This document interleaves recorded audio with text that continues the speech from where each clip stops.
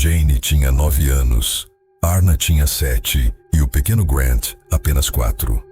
Em 26 de janeiro de 1966, eles saíram para um passeio de 5 minutos de ônibus até a praia de Glenelg, na Austrália, e nunca mais foram vistos.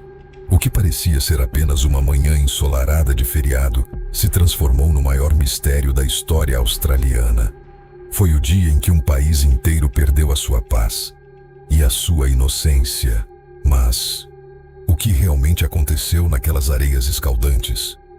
Aqui começa a nossa investigação sobre o desaparecimento dos irmãos Beaumont. Era o feriado do Dia da Austrália e o calor era sufocante. Os termômetros passavam dos 37 graus.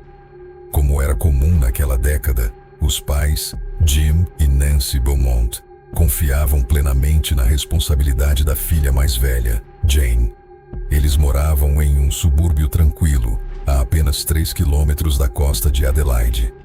Às 10 da manhã, as 3 crianças pegaram o ônibus local carregando apenas toalhas e algumas moedas.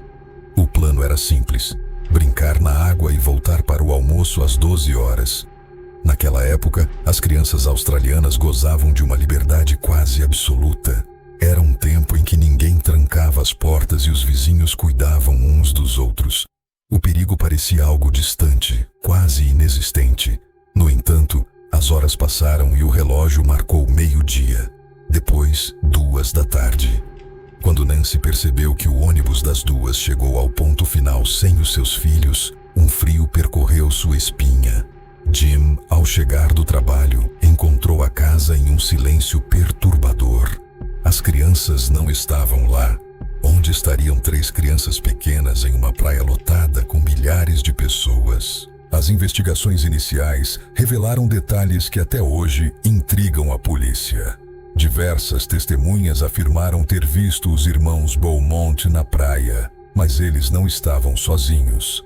Eles foram avistados brincando perto de um aspersor de grama com um homem alto, loiro, de rosto magro e cerca de 30 anos. Ele usava apenas um calção de banho azul e parecia estar se divertindo com os pequenos. Um detalhe crucial veio de um lojista local.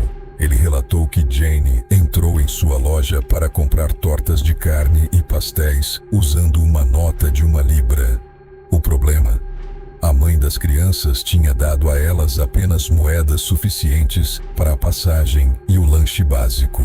Alguém tinha dado dinheiro a elas. Por volta das 12 horas e 15 minutos, o grupo foi visto caminhando para longe da orla. O homem parecia amigável, quase como se fosse um parente próximo. Mas quem era esse estranho que conquistou a confiança de 3 crianças tão rapidamente em plena luz do dia?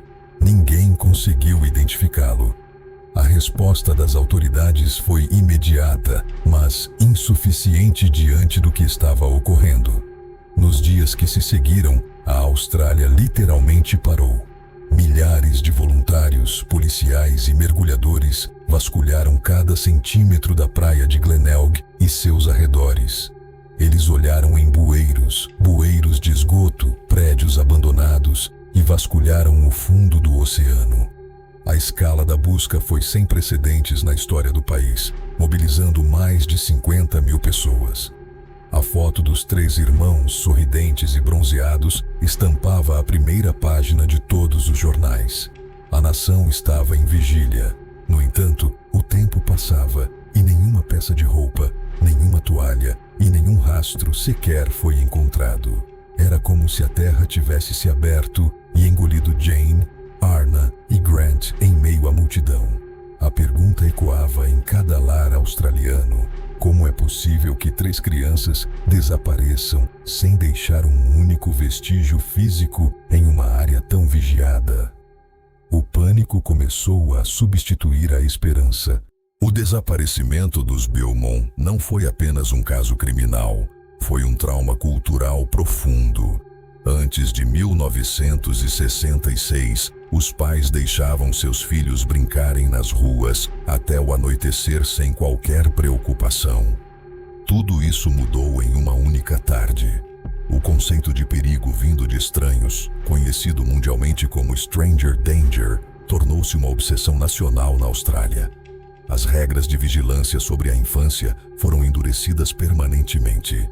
Enquanto a sociedade se fechava, o caso atraía a atenção de especialistas internacionais, incluindo consultores do FBI.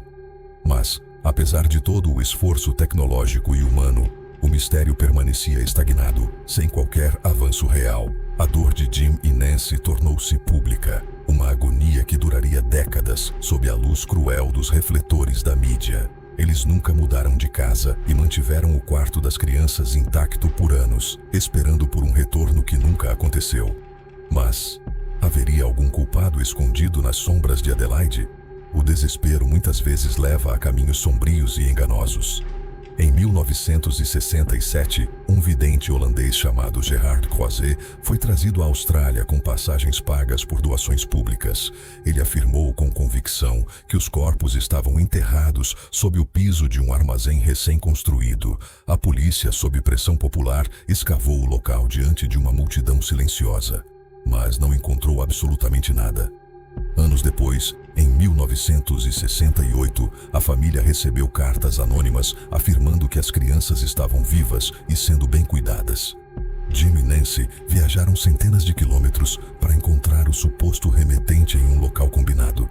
Eles esperaram por horas sob a chuva, mas ninguém apareceu. Décadas mais tarde, testes modernos de DNA provaram que as cartas eram uma farsa cruel planejada por um adolescente da época. A esperança foi usada como uma arma contra pais que já tinham perdido tudo. Então, se as pistas eram falsas, quem seriam os verdadeiros suspeitos? Ao longo de mais de 50 anos, vários nomes surgiram como possíveis culpados. Um dos principais foi Bevan Spencer von Einem, um assassino em série condenado por crimes brutais contra jovens nos anos 80. Outro nome que causou arrepios foi Arthur Stanley Brown, que apresentava semelhanças físicas impressionantes com o retrato falado do homem visto na praia. Houve também investigações sobre Derek Percy, um abusador de crianças que morreu na prisão sem confessar novos crimes. Mas a verdade é frustrante. Até hoje, não existem evidências físicas ou de DNA que liguem nenhum deles diretamente ao dia 26 de janeiro. O arquivo continua aberto na polícia da Austrália do Sul e pistas ainda chegam regularmente à mesa dos detetives. No entanto, o silêncio dos irmãos Beaumont parece ser definitivo. 50 anos depois, o mistério permanece como uma ferida aberta. A pergunta que ainda assombra a todos é: como é possível que o destino de 3 seres humanos permaneça um segredo absoluto por tanto tempo? Jim e Nancy Beaumont faleceram sem nunca saber o que aconteceu com seus filhos. Um peso que carregaram por mais de meio século com uma dignidade admirável. O caso dos irmãos Beaumont continua sendo o maior enigma policial da Austrália. Se você se interessa por histórias que desafiam o tempo, inscreva-se no Arquivo Dark. Deixe nos comentários sua opinião. O que você acha que aconteceu naquele dia em Glenelg? Obrigado por nos acompanhar. E até o próximo mistério.